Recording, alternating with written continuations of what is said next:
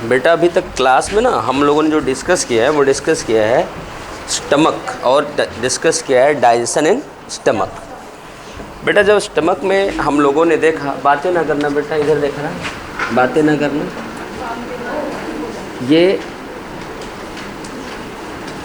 हम लोगों ने ये देखा बेटा कि भोजन जब स्टमक में आता है, यहाँ पर हमने क्या देखा कि यहाँ पर सबसे पहले भोजन पहुँचने पे यहाँ पर बेटा स्टमक के अंदर है जी सेल।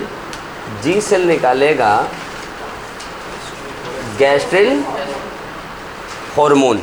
ये पढ़ रखा है, ये कल का टॉपिक है, एक बार पीछे से कवर करते हुए चलते हैं। गैस्ट्रिन हार्मोन एक्ट करेगा कहाँ पर? गैस्ट्रिक ग्लैंड्स पर। और गैस्ट्रिक ग्लैंड्स क्या निकालेंगी? Gastric juice. Gastric juice. अब हमें देखना है कि गैस्ट्रिक जूस में क्या क्या होता है। बेटा गैस्ट्रिक जूस में आपने क्या देखा था? कुछ एंजाइम्स देखे थे। पेप्सिन नहीं निकला था, क्या निकला था? हाँ, पेप्सिनोजन और प्रोरेनिन। और क्या निकला था? Gastric lipase. इसके अलावा क्या निकला था बेटा? म्यूकस। और क्या निकला था? HCl। HCl के साथ क्या निकलेगा? CIF निकलेगा। बेटा ध्यान देना, ये जो गैस्ट्रिक ग्लैंड्स हैं इनमें इन सारे सिक्रीशन के लिए अलग अलग सेल्स हैं।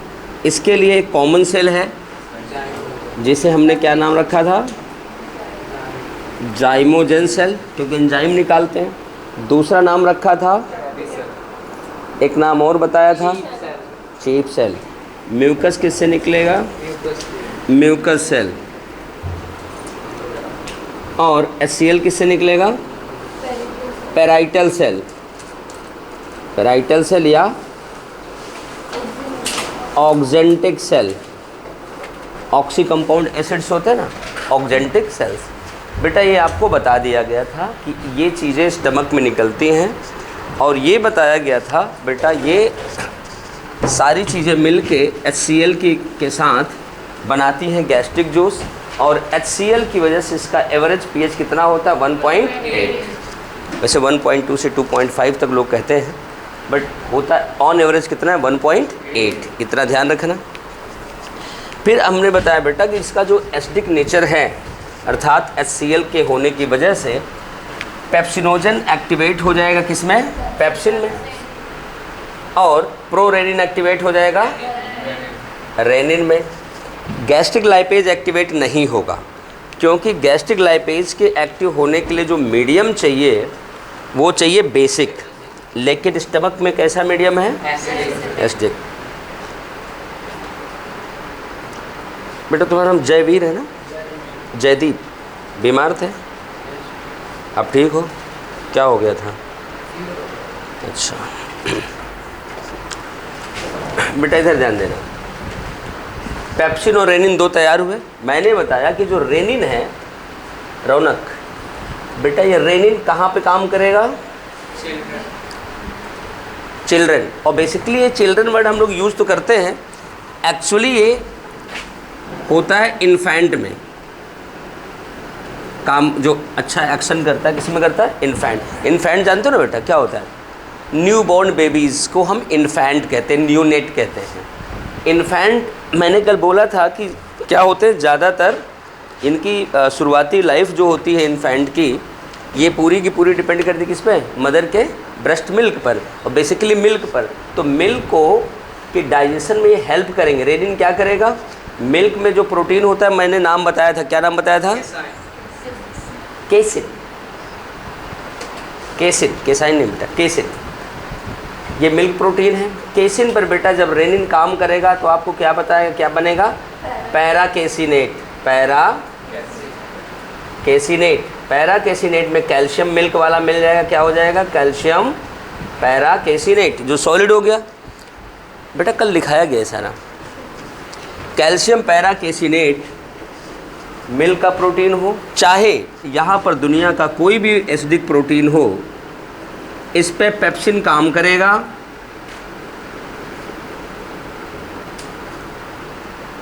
पेप्सिन काम करेगा पेप्सिन इसको किस में तोड़ेगा? प्रोटियोज एंड पेप्टोन। किस में तोड़ेगा? प्रोटियोज एंड पेप्टोन। यही बताया गया था बेटा। इतना होने के बाद यहाँ पर कोई प्रोसेस नहीं होगी। यहाँ पर देखो सिर्फ ये दो एंजाइम काम कर रहे हैं। ये दोनों एंजाइम होते हैं पेप्टाइडेज। एज मतलब तोड़ना, पेप्टाइड मतलब प्रोटीन चेन। प्रोटीन चेन को तोड़ते हैं, लेकिन ख़ास बात है ये बीच बीच से तोड़ते हैं, इसलिए इनको कहते हैं एंडोपेप्टाइडेज। यही बताया गया था बेटा। यहाँ देखो सिर्फ यही दो एंजाइम हैं बेसिकली काम करने वाला, डाइजेशन वाला यही एंजाइम है। सिर्फ प्रोटीन के लिए एंजाइम होता है, इसलिए स्टमक में आप कह सकते हो केवल और केवल प्रोटीन का डाइजेशन होता है। यहाँ प्रोटीन के अलावा दूसरे भोजन का डाइजेशन नहीं होता बेटा। अब एग्जामिनर पूछेगा कि स्टमक के अंदर जो डाइजेस्टेड फूड है या food mixed in gastric juice is called as, तो आप क्या कहोगे? काइम। क्या कहोगे? काइम। माउथ कैविटी में जो डाइजेस्टेड फूड था बोलस। स्टमक में जो है काइम। यही है ना? समझ में आ गई बात? अब मैंने एक बात आपको बताया था कि अगर आपको कोई बेसिक नेचर वाला फ्लूइड पिला दिया जाए तो आपकी बॉडी पे क्या फ़र्क पड़ेगा, डाइजेशन पे क्या फ़र्क पड़ेगा। अगर बेटा आप बेसिक मीडियम वाला, बेसिक नेचर वाला फ्लूइड पिएंगे तो स्टमक में जाके एसिडिक मीडियम को न्यूट्रल कर देगा। जब न्यूट्रल कर देगा तो यहाँ पे क्या होगा? एसिडिटी ख़त्म। जब ख़त्म तो पेप्सिनोजन पेप्सिन में कन्वर्ट नहीं होगा। जब कन्वर्ट नहीं होगा तो प्रोटीन का डाइजेशन नहीं होगा। पहली चीज़ यही है ना, यही बताया गया था। चलो बेटा, फिर आपको मैंने बताया था अगर HCl सिक्रीट करने वाली सेल को रिमूव कर दें या ब्लॉक कर दें तो क्या होगा? वही कहानी। सबसे पहला स्टेप वही आएगा कि भाई एसिडिक नेचर ख़त्म होगा, प्रोटीन डाइजेशन नहीं होगा, पेप्सिन। लेकिन वो ऑप्शन तो मिलेगा नहीं। वो सीधे पूछे कौन सी बीमारी होगी। अगर बीमारी पूछा जाता है तो आप क्या बताओगे? एनीमिया। क्यों?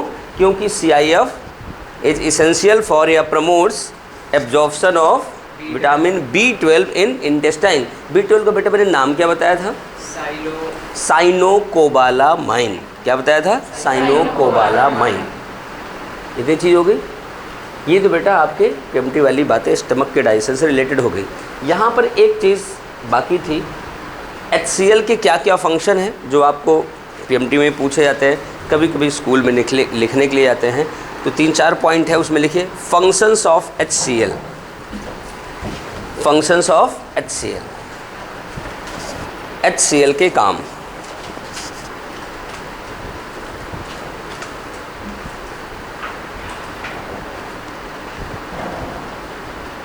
Functions of HCl।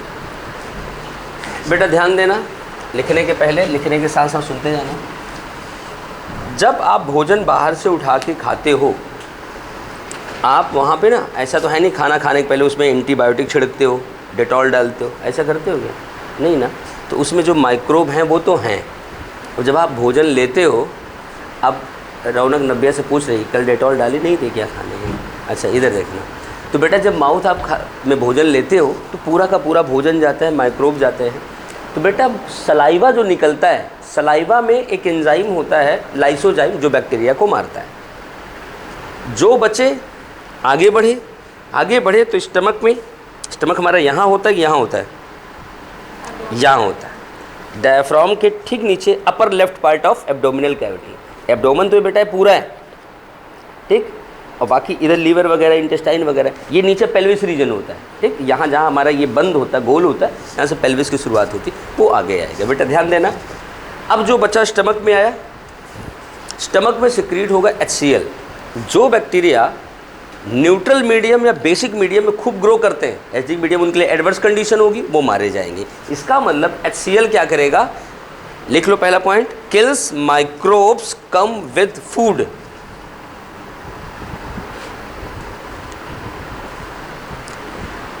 Kills microbes come with food और बोलस। हो सकता है एग्जामिनर फूड के बजाय बोलस दे दे। हो गया। अगला पॉइंट,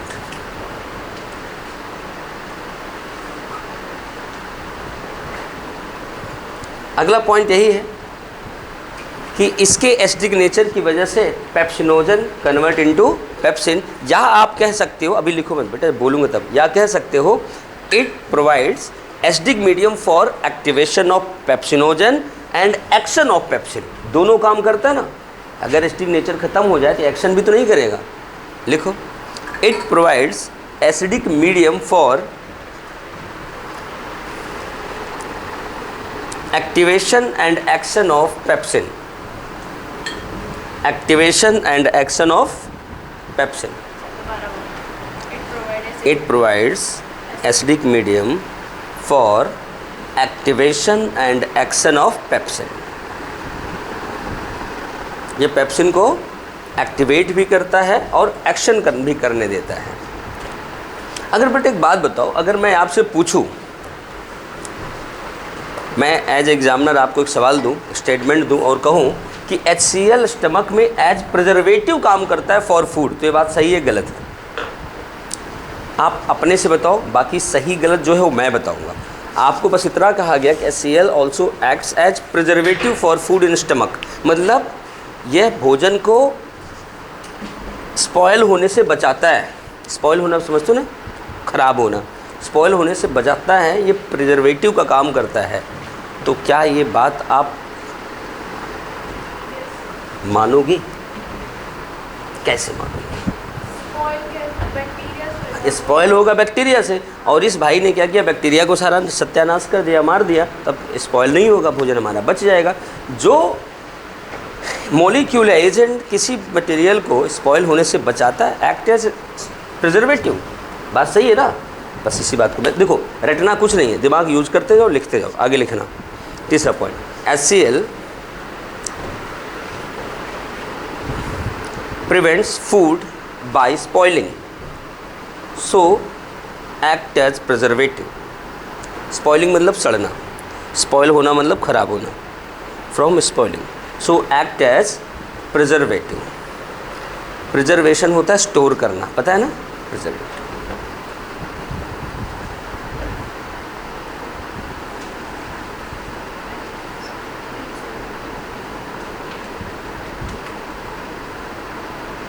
लिख लिया?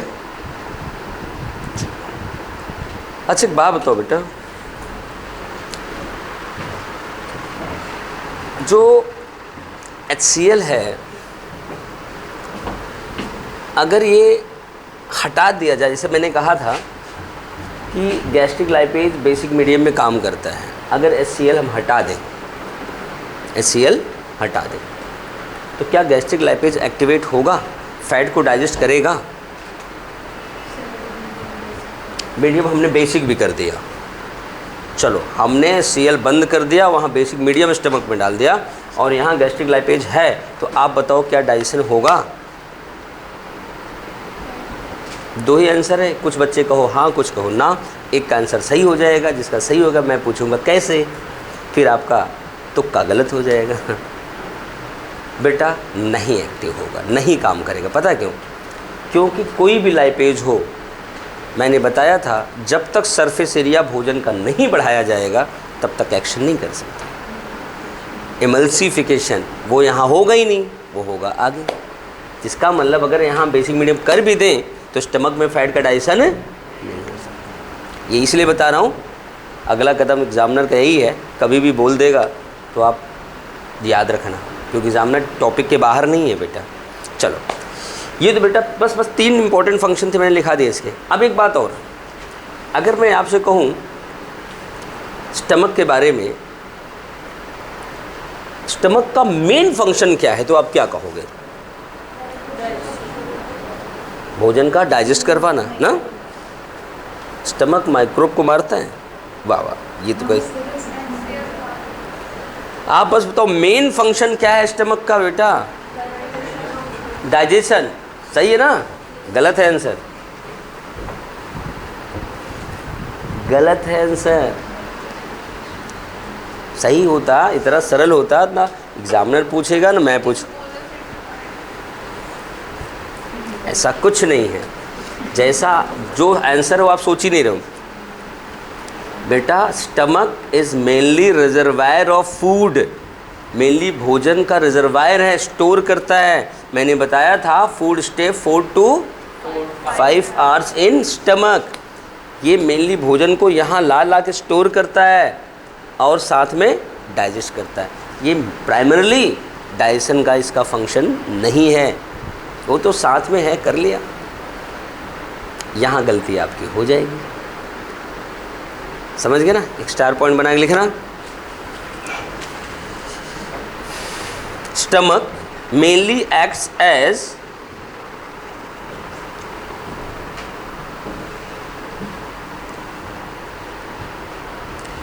reservoir of food, RESER VOIR, reservoir of food। reservoir मतलब storage, reservoir of food, and food stay 4 to 5 hours in our stomach, and food stay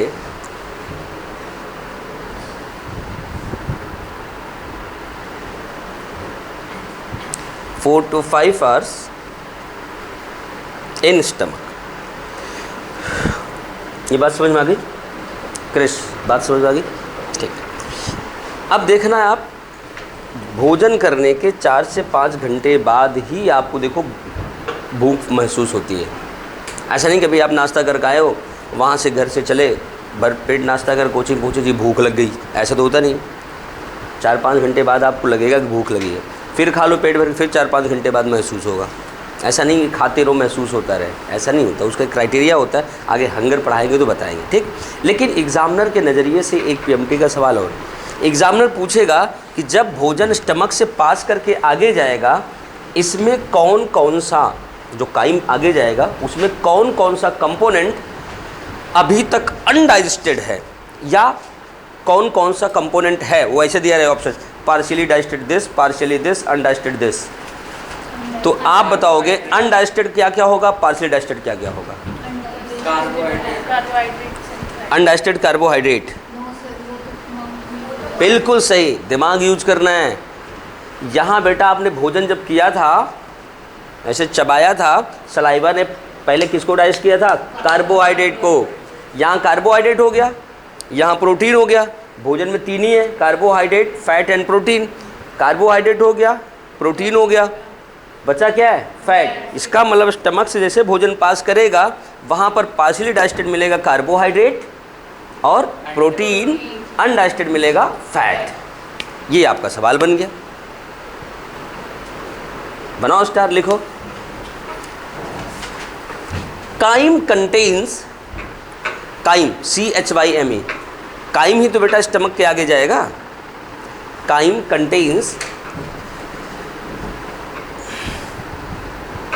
partially digested, या पार्टली भी लिख सकते हो आप, पार्टली डाइजेस्टेड स्टार्च, ब्रैकेट में carbohydrate. मैं particular नाम लिखवा दे रहा हूँ ना, स्टार्च, STARCH, स्टार्च, ब्रैकेट में कार्बोहाइड्रेट,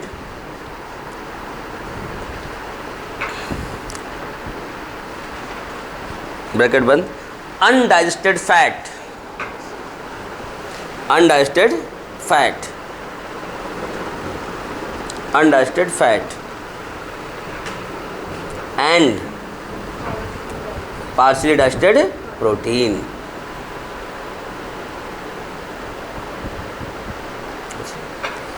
अब एक बार बार में लाइन बोला, आपने ध्यान नहीं दिया। Stomach is site for digestion of protein only. Stomach में केवल प्रोटीन का डाइजेशन होता है। हो गया?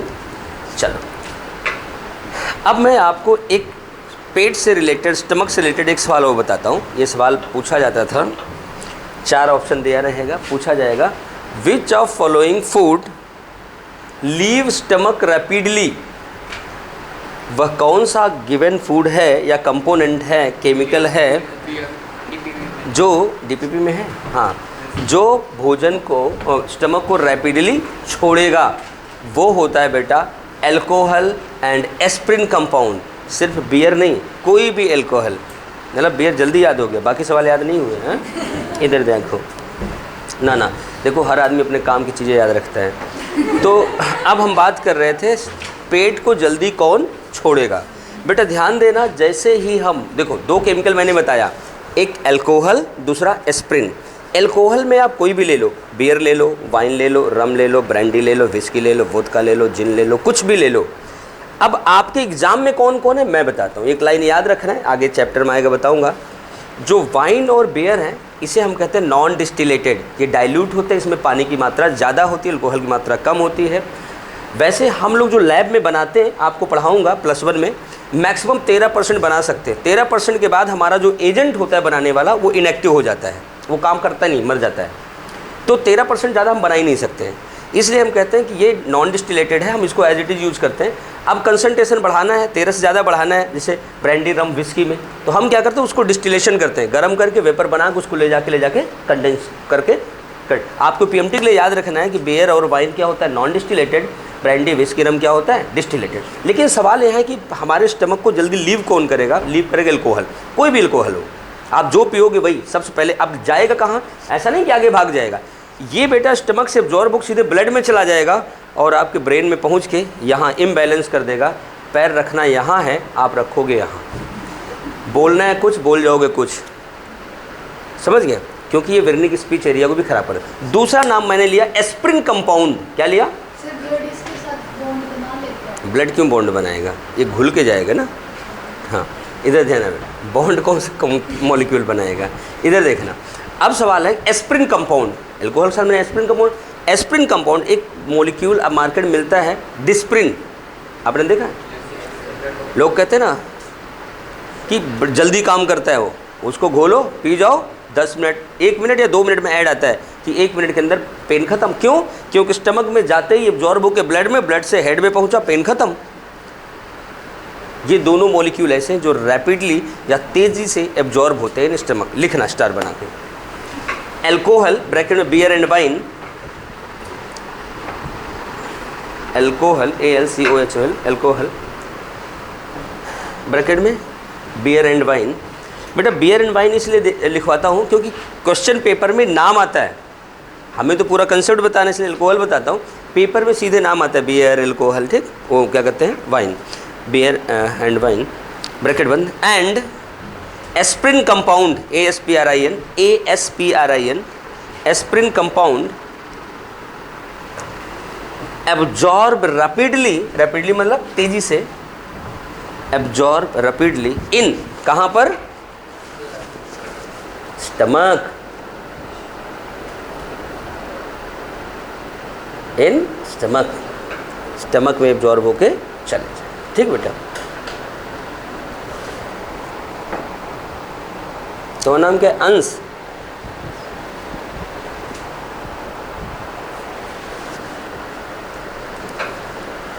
एक और बच्चा अंश जिसे मैं जानता हूँ, जब वो इतना छोटा था उसकी स्कल तेरे से मैच करी। अभी जो तुम मुस्कुराया ना, बस ये वो तो नहीं है, लेकिन वो बड़ा तेज़ बच्चा था।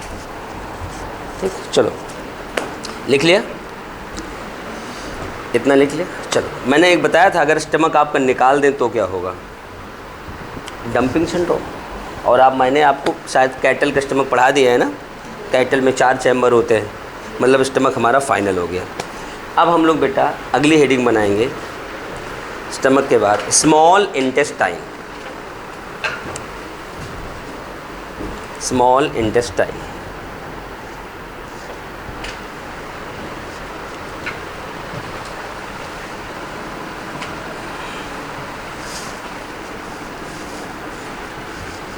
स्मॉल इंटेस्टाइन क्या बोलते हैं बेटा हम लोग, छोटी आंत।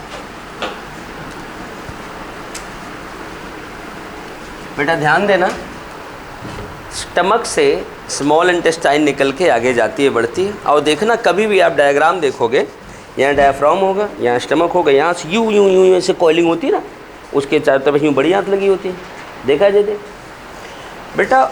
यहाँ पे जो कॉइल्ड दिखती है ना, ये यहाँ से सी शेप से लेके, मैंने सी शेप बोला है, एनसीईआरटी ने गलती से यू लिख रखा है।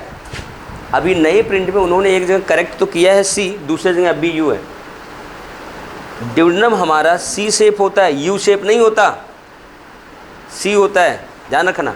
वो एक्चुअल में मिसप्रिंट एनसीईआरटी में क्यों हो गया कि पहले फ्रॉग पढ़ते थे हम लोग ना, फ्रॉग वगैरह में होता है। एक बात और बता दूं, सी शेप सिर्फ ह्यूमन में होता ही है।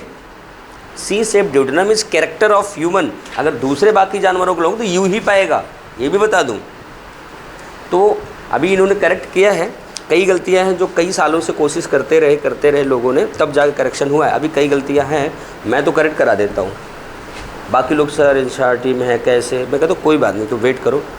एनसीईआरटी में बेटा जैसे मैं बताऊँ, अभी आप पढ़ोगे कई लाइन में आपको दिखाऊंगा, इस बच्चे के एनसीईआरटी में वो लाइन लिखी होगी, तुम्हारे में लिखी नहीं होगी, जो मैं लिखाऊंगा। तो बेटा दोनों एनसीईआरटी में अलग अलग लिखा है, तो वो अपना लेके जाए, तुम अपना लेके जाओ, तो कौन माना जाएगा? दोनों एनसीईआरटी है ना, जो कहते हैं उनको कहने दो, क्योंकि उनको पता नहीं है ना। कहने वाले तो कुछ भी कहते हैं, पड़ोस वाला तो ये कहता है भाई साहब सपना को पढ़ा क्यों रहे हो, बड़ी हो रही, चूल्हा चौका सिखाओ। कहने वाले तो ये भी कहते हैं, सही है ना।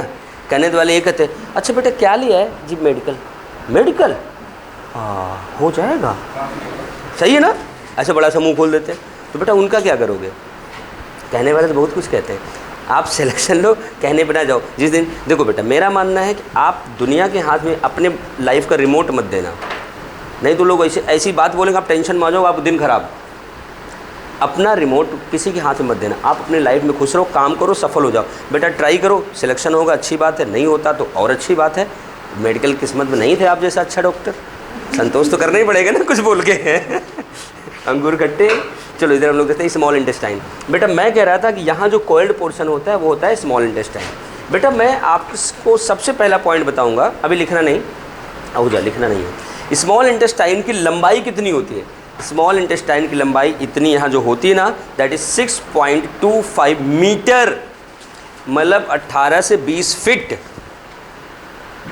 समझ गए ना?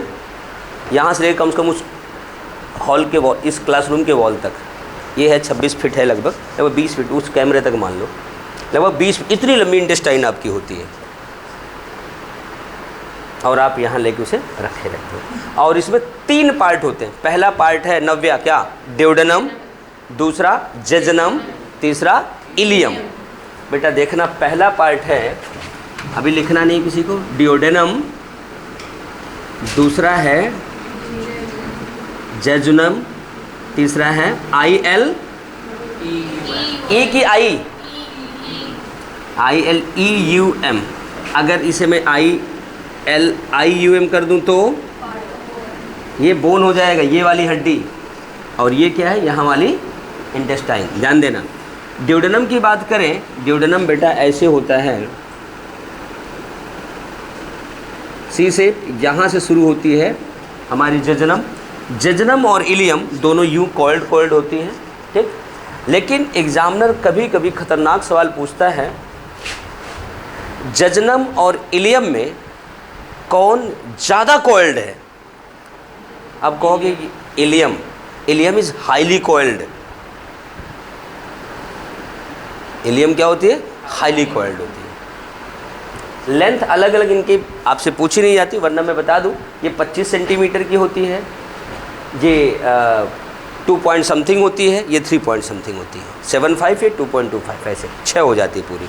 बट सिर्फ इसकी लंबाई कभी कभार पूछी जाती है, जो कि एनसीईआरटी में है नहीं। इनमें सिर्फ यही पूछा जाता है, इनमें हाईली कॉइल्ड कौन है? इलियम हाईली कॉइल्ड है। मेन कहानी होती है डाइजेशन के प्रोसेस की, वो हम लिखेंगे, पहले लिखो, इंट्रोडक्शन तो लिखते हैं। Small intestine.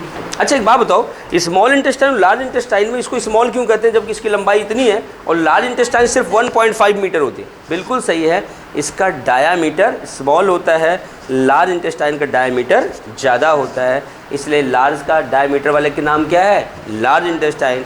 स्मॉल डायामीटर वाले का नाम क्या है? Small intestine. लिखना, small intestine of human is, small intestine of human is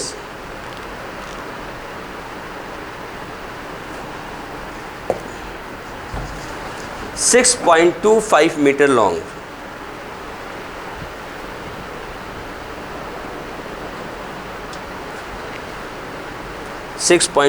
meter long. लिखो, small intestine is differentiated into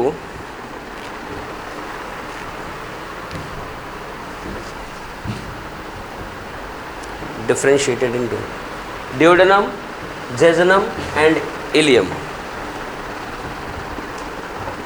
Duodenum, jejunum and ileum.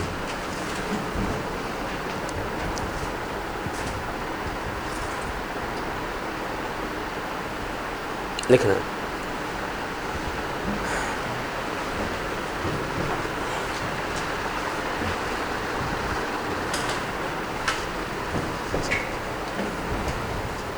लिखो, ड्यूडेनम इज सी, ऐसे सी शेप अल्फ़ाबेट में। आपकी बॉडी में सी शेप में एक स्ट्रक्चर और है, पता है? पता है? आपकी बॉडी में सी शेप में एक स्ट्रक्चर और है। यहाँ पर विंड पाइप पे जो कार्टिलेजस रिंग पाई जाते हैं, those are also C shape. पढ़ा लिखा सारा भूल गया। ये जो बेटा विंड पाइप होती है ना, इस विंड पाइप पे भी ऐसे सी शेप स्ट्रक्चर पाया जाता है, जो इसको चिपकने से, जब सांस आप छोड़ते हो, इसको चिपकने से रोक देता है। समझिए, याद रखना। लिखना कहाँ थे? Duodenum is C shape and 25 centimetre long. नहीं मिला? And 25 centimetre long. एक बात बताओ, इसका नाम ड्यूडेनम क्यों रखा गया? वैसे आपके एग्जाम का नहीं, बस ऐसे ही मैं पूछ लिया, इसका नाम ड्यूडेनम क्यों रखा गया? बेटा देखो, ये पाइप है, इस पाइप को ऐसे चपटा करो ड्यूडेनम को, उसके बाद इसकी पूरी विड्थ देख लो, 4, 4, 8, 4, 12, 12 फिंगर के बराबर होता है, इसलिए इसका नाम ड्यूडेनम है। 12 फिंगर से ही लेना देना है, 12 फिंगर के विड्थ के बराबर है, इसलिए इसका नाम ड्यूडेनम है। जजनम इसलिए है, जजनम का मतलब होता है खाली। अगर कभी भी इंसान का पोस्टमार्टम करो, जजनम के पोर्शन में भोजन कभी नहीं मिलेगा, हमेशा खाली रहता है, इसलिए इसका नाम जजनम है। हैं? क्या हुआ? क्या हुआ बेटा? भोजन के लिए सरफेस एरिया देना ना, जितनी लंबी पाइप हो उतना ज़्यादा भोजन पास रुकेगा, पास होता जाएगा। इधर देखना, लिख लिया? याद रखना, सी शेप है, यू मत लिख देना। एनसीईआरटी ने यू लिख रखा है, पहले 2 जगह था, अब एक ही जगह है, उसमें एक जगह करेक्ट कर लिया उन्होंने गलती से। अब आगे लिखते हैं, jejunum and ileum, jejunum and ileum, jejunum and ileum are long and coiled part,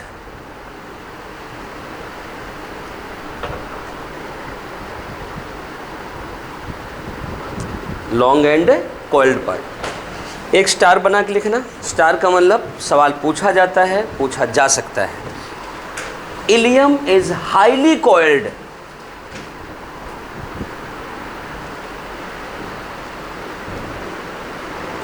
ilium is highly coiled than jejunum. Jejunum compare में ज़्यादा कॉइल्ड होती। हो गया बेटा? इस पूरे कहानी में सिर्फ 2 ही सवाल है, सी शेप और हाईली कॉइल्ड, पीएमटी के लिए, बाकी कोई सवाल नहीं। लेकिन अब जो बताने चल रहा हूँ वो सवाल ही सवाल है, देखना।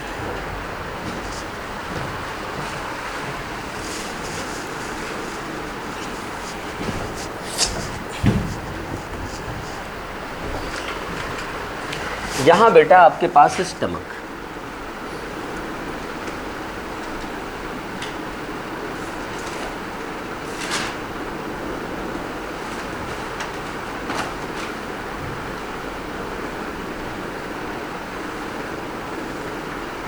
ऐसे स्टमक होता है, फिर ये नीचे आता है, नहीं होता ना बेटा? अब इस चीज़ को हमें आगे बढ़ाना है, तो इस डायग्राम को थोड़ा सा मैं बड़ा बनाऊंगा, जिससे आपको सारी चीज़ें दिखें। देखना, ये हमारा ये ऐसे थोड़ा सा बड़ा हो गया,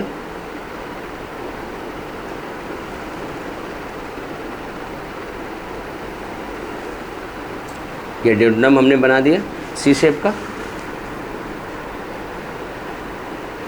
हो गया। अब बेटा ध्यान देना, आपको पता है कि यहाँ आपका डायफ्राम होता है, ये इसोफेगस आया होता है, ये पता है ना? अब बेटा ध्यान देना, यहाँ जो मैं बनाने चल रहा हूँ, यहाँ मैं बना रहा हूँ आपका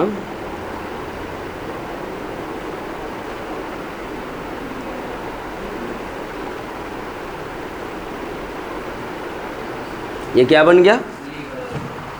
लीवर बन गया। बेटा ध्यान देना, इस लीवर से यहाँ पर निकलेंगी, ये दोनों लोब है, राइट लोब है लेफ़्ट लोब।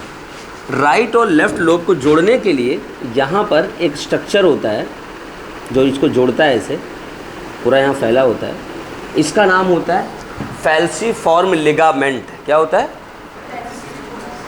लिगामेंट। लेकिन जब कभी भी पीएमटी में लिगामेंट पूछा जाता है, टीचर और बच्चों के दिमाग में सिर्फ एक आंसर आता है, आपने 10th में पढ़ा होगा, 11th में पढ़ाऊँगा कि लिगामेंट जोड़ता है बोन को बोन से, यही पढ़ा ना। लेकिन एक लिगामेंट यहाँ भी है, ध्यान देना इस बात को। अगर आ गया लिगामेंट किसको किसको जोड़ता है, एक तो बोन बोन वाला देख लेना, दूसरा लीवर के लोब वाला भी ऑप्शन देख लेना। कहीं ये दिया है बोथ या एनी टू आंसर तो आप मुश्किल में फंस जाओगे, समझ गए ना। इसलिए सारी चीज़ों पे ध्यान देना बेटा, आप ध्यान देना।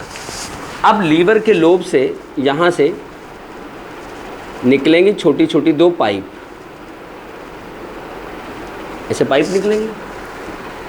अब ये पाइप निकल करके यहाँ से बेटा देखना एक तीसरी पाइप निकलेगी, यहाँ से साइड में एक तीसरी पाइप निकलेगी ऐसे, और ये पाइप जाके खुलेगी कहाँ आपको बताता हूँ मैं।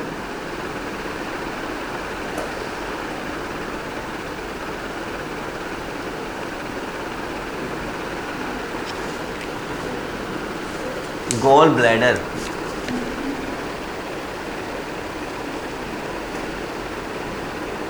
यहाँ जाके खुलेगी। हाँ अलग ऑर्गन है ना, वो लीवर के अंदर यहाँ ढका होता है, हमें तो बाहर दिखाएंगे ना, अंदर रहेगा कहाँ से दिखेगा आपको, ढका होता है। अब बेटा ये हिपैटिक डक्ट, ये कॉमन बाइल डक्ट, ये दोनों मिल करके, काली वाली सिस्टिक डक्ट, ये सारा मिल करके अब ये यहाँ आएंगी।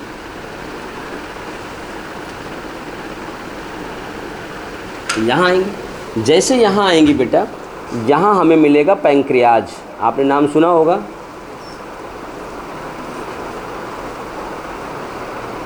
ऐसे होता है पैंक्रियाज। पैंक्रियाज से यहाँ पर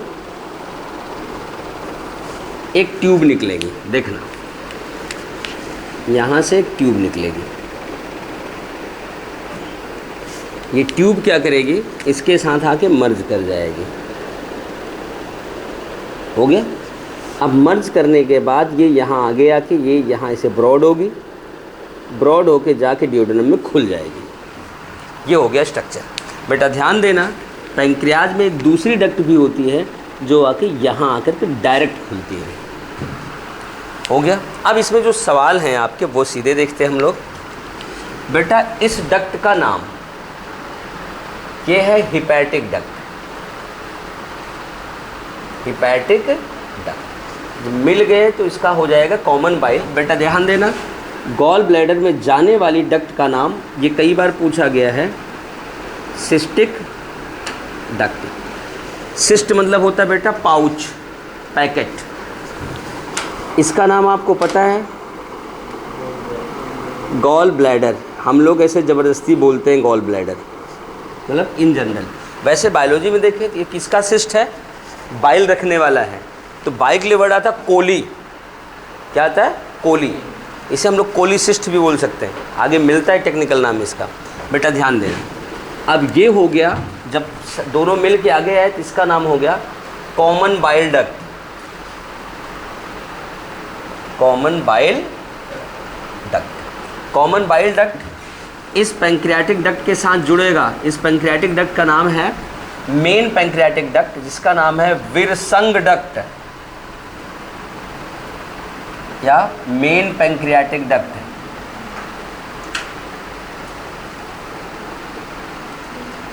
बेटा जो दूसरी वाली है इसे हम लोग, कई लोग बोलते हैं एसेसरी डक्ट, बट इसका नाम है सेंटोरिनी डक्ट।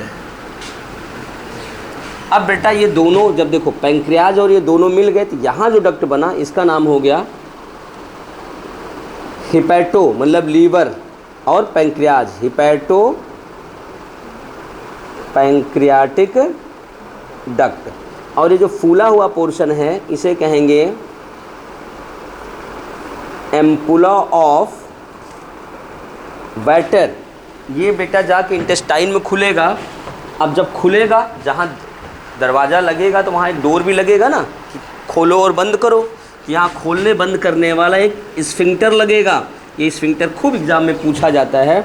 इसका नाम है स्फिंक्टर ऑफ ओडाई। क्या नाम है? Sphincter of Oddi. कई बार पूछा गया एग्जाम में। बट एक बात और बता दें, वैसे एक स्फिंक्टर यहाँ भी होता है, स्फिंक्टर ऑफ बॉयडन, बट आपसे पूछा नहीं जाता। एक बार ये डायग्राम बनाओ फिर आगे बढ़ते हैं। कितना छोटा सा डायग्राम फट से बना सकते हैं। वैसे बनाने में बड़ा बना सकता था, छोटा बनाए जिससे आपको याद रहे ना। इसका नाम है बेटा फैल्सीफॉर्म लिगामेंट। फैल्सीफॉर्म लिगामेंट। ये डायफ्राम, स्टमक, ये सब मैं नहीं लिख रहा हूँ क्योंकि इनका कोई रोल है नहीं। हाँ, लीवर का बेशक लिख देता हूँ।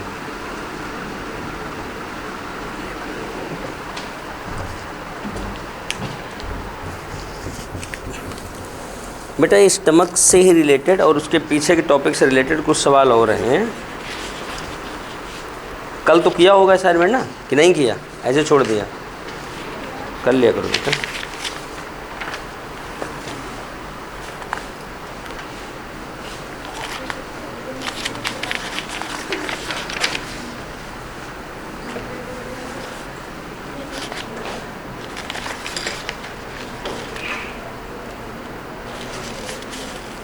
मैंने ऐप डाउनलोड करी थी बट उसमें बैच आया नहीं।